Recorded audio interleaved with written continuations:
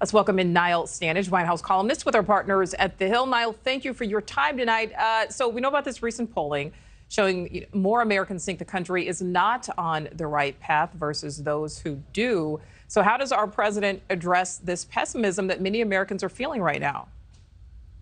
Well, it's quite a difficult needle to thread, I would say, Nicole, because the president does want to present an optimistic vision for the future, as Blake mentioned in his report there. At the same time, he wants to exhibit some kind of empathy for those Americans who are struggling, particularly in the face of the inflation that has marked the past year at least. So that attempt to be both optimistic and feel people's pain is, I think, a big part of the answer to that question. Well, another thing many people are looking for an answer to, will tomorrow's speech be an early pitch potentially for his potential re-election bid?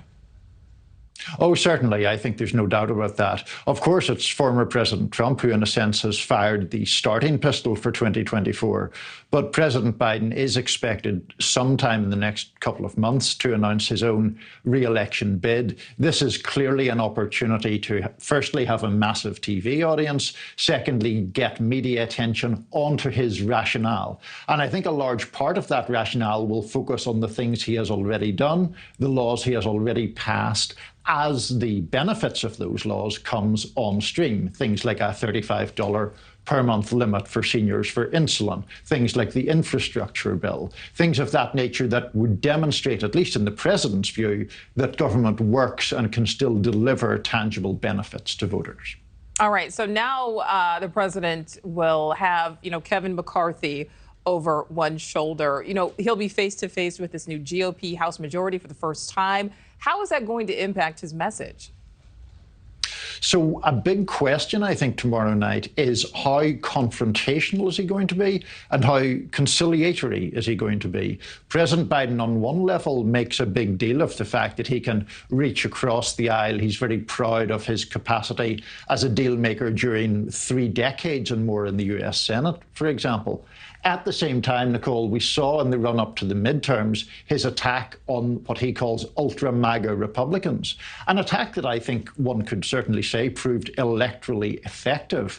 So again, it's this duality, I think, that we're going to see tomorrow night, trying on one hand to offer bipartisan compromise, but also trying to paint at least a part of the GOP as in thrall to its extremists. Well, speaking of GOP, Republican Representative Mary Miller of Illinois says she plans to skip the speech.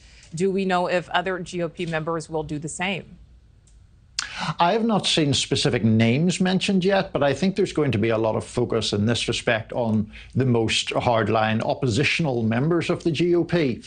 In saying that, I mean, clearly you can make your opposition to President Biden known in the chamber. So if we think about, for example, members like Congressman Matt Gaetz or Congresswoman Marjorie Taylor Greene, you couldn't get much more opposed to President Biden than those two, but they might want to just communicate their disagreement by reactions in the chamber. I'm not suggesting anything, shouting at him or anything like that, but they can, even by facial expression, demonstrate that they disagree with what he's saying.